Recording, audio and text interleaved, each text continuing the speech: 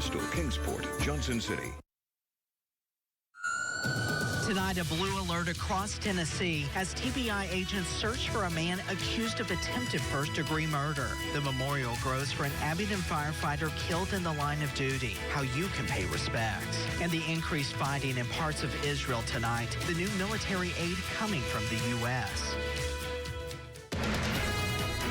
From WCYB, this is News 5 at 6. Tonight, a blue alert is still in effect across Tennessee as TBI agents continue the search for a man wanted on 2 counts of attempted first-degree murder. Good evening, I'm Caleb Perney. Investigators say 38-year-old John C. Drake Jr. is the alleged suspect in the shooting of 2 Laverne police officers in Middle Tennessee. Detectives say it happened at a Dollar General on Saturday. We're told that both officers are now in stable condition. Metro Nashville Police Chief John Drake identified the suspect as his estranged son. Anyone with information about where John C. Drake Jr. may be should contact the TBI. Kelly Avellino from our sister station in Nashville has the latest tonight. Masses of police, first responders, and armored vehicles converge on the Forest Lake neighborhood, where police believe John Drake Jr. ran after allegedly opening fire on 2 officers. Laverne's police chief Chris Mays saying those officers were investigating a stolen car identified by a license plate reader camera just before 2:30 Saturday afternoon. When the officers encountered the suspect, Drake, seen in this surveillance picture, Chief Mays says an altercation broke out. They struggled with that subject, and during that struggle, the suspect produced a handgun and fired shots. One officer shot in the groin and in the arm, the other in the shoulder. Both were rushed to Vanderbilt Medical Center. Drake Jr., a convicted felon, was last seen heading north on Stones River Road from the Dollar General. This emergency alert is sent out for neighbors to stay inside at the time as police and helicopters search through every yard and car. They were up and down the streets and they blocked off certain roads and certain streets, but you know, it is what it is. He could be in anybody's backyard. He could be, but I'm ready for it. Some neighbors are not deterred, they say, but still on guard, as police tell me they consider the suspect armed, dangerous, and still in the area.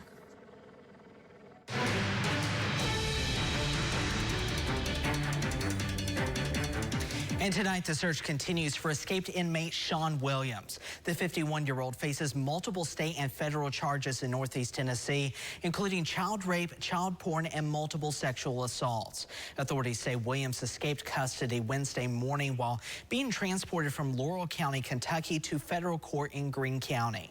Local, state, and federal law enforcement operated out of a command post in downtown Greenville. Williams is described as 5 feet 11 inches tall, weighing approximately 170 pounds with short brown hair and hazel eyes. He may still be wearing khaki-colored prison clothes. Law enforcement released photos of Williams' multiple tattoos. You can see those on our screen right now. All of those can be found on his left arm and hand. We will continue to follow the search for Sean Williams on air and online. You can find full coverage of his escape on our homepage at WCYB.com. Tonight, the memorial for fallen Abingdon firefighter Cameron Craig continues to grow at the crash site tonight. Craig died en route to a fire call when investigators say the tanker truck that he was in struck a utility pole and went down an embankment. In the last half hour, the town of Abingdon announced a candlelight vigil for Craig set for tomorrow night. That would be at the Coombs Recreation Center on the lawn at the stage starting at 7:15. You're asked to arrive, though, by 6:30. Candles will be provided, but you should bring your own chair. And Craig's funeral service is set for Wednesday at noon at Highlands Fellowship Church. The family will receive friends from 4 until 9 on Tuesday night at Trigg Street Church of God. Instead of flowers, the family is asking for donations to the Abingdon Firefighters Association. That money will go towards scholarships for the children of firefighters. And now we turn to meteorologist Teresa Carter in the Weather Center tonight. She's tracking a nice week ahead. A very nice warm week ahead, that is for sure. After some cloudy skies earlier this morning, we saw plenty of sunshine and late into the afternoon as we take a UVA-wise time lapse from the Ashley Camera Network this morning. Again, there's those cloudy skies and sunshine peeking through into the afternoon, and those clouds continue to thin out as we're heading into the evening hours. But temperatures, that's one thing that we're going to be talking about right now, into the 40s, 50s, and low 60s across the area. But hourly continuing to drop. In fact, we're going to be into the 30s for tonight with very light winds and mostly clear skies. We do have frost advisories and freeze warnings in effect for the entire viewing area. Coming up in a few minutes, I'll let you know how low these temperatures will be falling and when we're going to see that nice warm up. Thanks, Teresa. Virginia's tax-free weekend ends at midnight tonight, but we didn't find many people taking advantage of it at local stores. Many folks told us that they didn't even know about the tax-free weekend and that they had already bought their school supplies months ago. Items covered under the tax-free weekend include school supplies, clothing, and shoes under certain price limits. Certain hurricane and emergency supplies are also tax-free, and Energy Star products are also tax-free this weekend. Shoppers taking advantage of the savings say the tax break is important. It helps a whole lot to be able to come out and save some money when you got clothes to shop for, especially with prices increasing right now. Now, the tax-free weekend is usually in August, but the law expired in July. Lawmakers then revived it for this weekend. And if you're out buying gifts for the holiday season, you'll want to keep some shipping dates in mind to get those gifts in on time. The Postal Service announcing that in the lower 48 states, Ground Advantage shipping and first-class mail needs to be shipped by December 16th. Priority mail must be sent no later than December the 18th, and Priority Mail Express no later than December the 20th. Shipping to Alaska, Hawaii, and international locations will vary. The Postal Service announced this year that it will not have a peak or demand surcharge this holiday season. Up next, the vote to decide the future of the Tweetsie Trail, the proposed multi-million-dollar expansion in Carter County. And later, the United States now pitching in more help for Israel in its war with Hamas, where the fighting is now increasing. Coming up this week on Full Measure, Israel promises to crush the Islamic extremist terrorist group Hamas once and for all. That after the deadly attack 2 weeks ago that killed and injured thousands. President Biden says he's working to rescue hostages held by Hamas, which reportedly include U.S. citizens. After Biden's historic wartime visit to Israel this week, can the U.S. actually help prevent the conflict from escalating? We examine U.S. diplomacy in the Mideast. Meantime, a related enemy of Israel is threatening to further expand the conflict, exchanging fire over its border in recent days. Could the involvement of another Islamic extremist group, Hezbollah, bring America into the fight? Scott Thuman takes us to Israel's northern border, which could become a second front in the war. And with the recent concerns about Israeli security, it's raised questions about security here at home, especially with millions of military-aged foreigners and even terrorists illegally crossing our southern border. Lisa Fletcher examines the threat within. All this week on Full Measure. Only at Denver Mattress. Happening tomorrow, Carter County commissioners are expected to consider the final approval for a multi-million-dollar expansion to the Tweetsie Trail. Governor Bill Lee is giving the county $6.3 million for the project. That grant, however, hit a bump in committee as newly elected commissioners questioned how the trail would be maintained long-term. But the grant was eventually approved and will now head to the full commission. Washington County, Tennessee commissioners also meeting tomorrow night. They're expected to vote on $3.4 million to upgrade football stadiums at David Crockett and Daniel Boone High Schools. The school board is expected to pitch in another $4.9 million. Commissioners are also expected to vote on a contribution of $750,000 to fund a new fire and EMS station in Telford. A new industrial site is coming to Buchanan County. The Virginia Coalfields Economic Development Authority approved a $2.5 million grant this week for the project. It's expected to stretch across 20 acres at Southern Gap. The Economic Development Authority also approved additional funding to expand Starlink broadband in Wise and Dickinson counties. Senators Mark Warner and Tim Kaine of Virginia announced more than $71 million in federal funding for power infrastructure. That money comes through a bipartisan law aimed at reducing power outages, saving customers money, and expanding clean energy. About half of that money will go to the Rappahannock Energy Cooperative. The other half will go to Dominion Energy. Well, this weekend we saw below normal temperatures, but coming up in my full forecast, I'll let you know when we'll see temperatures about 10 to even 15 degrees above what we were this weekend. Stay with us.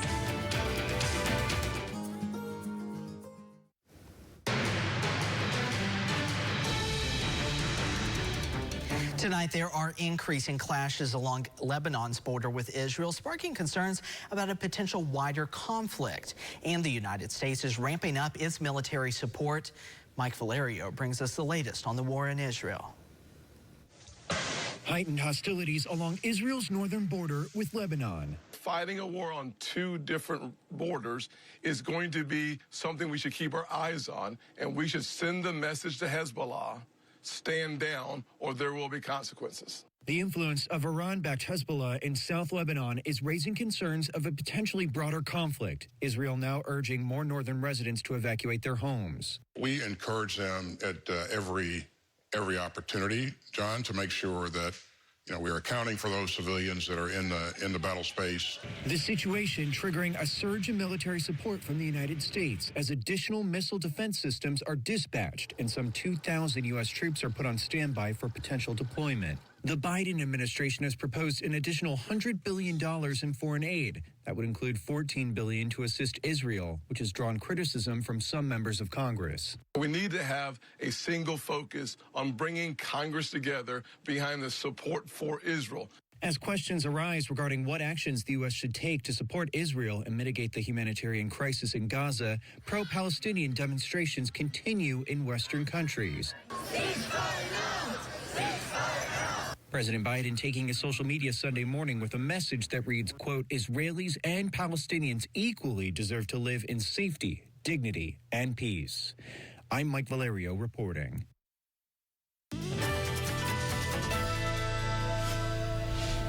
We are seeing a very pleasant evening shaping up as we take a live look from the Ashley Camera Network over Johnson City on Roan Street, and gorgeous fall colors you can see in the background. Absolutely beautiful. 62 degrees right now. Winds are light from the northwest at around 7 miles per hour. We started out again with some cloudy skies, and those clouds continuing to thin out as we head throughout the rest of the evening hours. Current temperatures anywhere 48 degrees already in Jenkins, 50 in Marion, 59 in Bristol, Roan Mountain 53, and Johnson City around 61 degrees. Temperatures are going to continue to fall. It's going to be a very cold night with clear skies and very light winds. 46 degrees already by 11. This is what we're going to be waking up to tomorrow morning. Low to mid 30s, anywhere from 30 in Clintwood, Grundy 33, as well as Mountain City, into the mid 30s across the Tri-Cities. Because of these temperatures, we are under frost advisories and freeze warnings for Dickinson, Buchanan, and Tazewell counties through 9 to 10 o'clock tomorrow morning. So tender vegetation, and if you want to keep it, bring it indoors or make sure that it is covered up because of these temperatures for tonight, dropping down to around close to the freezing mark. Monday and Tuesday, we are going to see some warmer air continuing to move in. In fact, all of that cooler air is moving up into the upper Great Lakes region, and then we all have this warmer air moving in, and again we're going to see well above temperatures this week. We should be about 68 degrees. We're going to be well above that. Unfortunately, it is not going to last that long because we do have some colder air. It's going to be moving in to next week. So we're going to enjoy this week for sure. So out the door tomorrow morning, bundle up. 41 degrees by 9. 46 degrees, plenty of sunshine at 10 a.m. This is what we'll top out for tomorrow. Upper 60s to low 70s across the area. But something else we're going to have to keep a very close eye on is the drought conditions. We did improve, at least we did receive a little bit more rainfall on Friday, anywhere from about a ½ an inch up to an inch in some locations. But still right now for the month, still looking at 1 inch below normal, so about an inch deficit. For the year, looking 2.5 inches deficit. This is the latest drought monitor. It comes out every Thursday. But again, we are going to see some dry conditions this week, so drought conditions are going to continue as we head throughout the next few weeks. So mid 70s on Tuesday. Look at these temperatures continuing to climb into the mid to upper 70s. 77 degrees on Thursday, Friday, upper 70s on Saturday. Even Sunday looking very nice, upper 70s as well. But again, the next 7 days, we're going to see dry conditions, mostly sunny to partly sunny skies. And again, 35 degrees for tonight. But then we'll start to warm back up into the 40s and even low to mid 50s by late week and into the weekend. Normals for this time of year, 68 and 42. Of course, anytime, check us out 24/7 at WCYB.com. Tusculum University was bursting with life this afternoon as the Vols and Hokies fans came out to Pioneer Park for the Hokie Smoky Classic. Lauren has details on the fall ball fun next in sports. Storm Track 5 weather cameras brought to you by your locally owned Ashley. 5 on WCYB.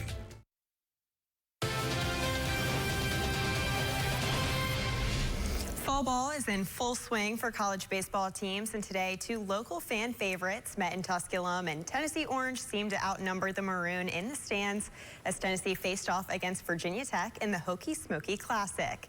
The Vols finding success early as Hunter Ensley would lead things off in the first with a shot down the left field line. He would then be knocked in by Blake Burke, and the first run of the day would go to the Vols.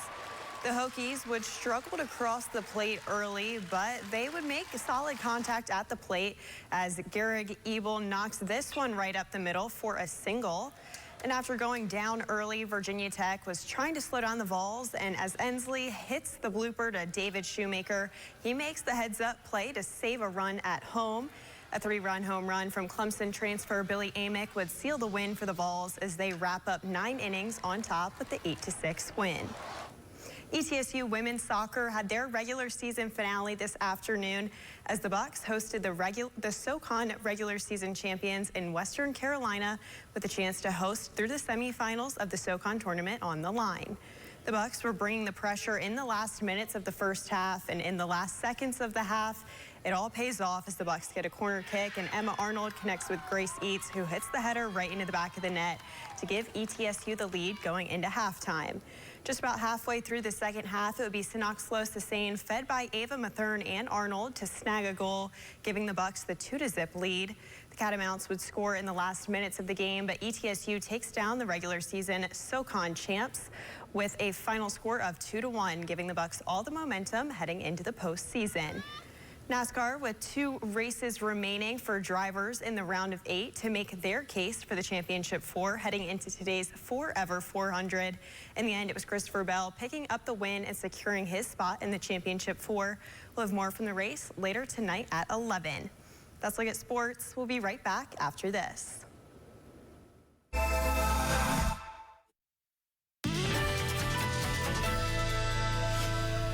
Temperatures dropping in the low to mid 30s for tonight. Because of that, we do have frost advisories and freeze warnings in effect through Monday morning. The good news is a nice warm up, in fact, well above average temperatures into the mid to upper 70s this week. Very quiet weather conditions.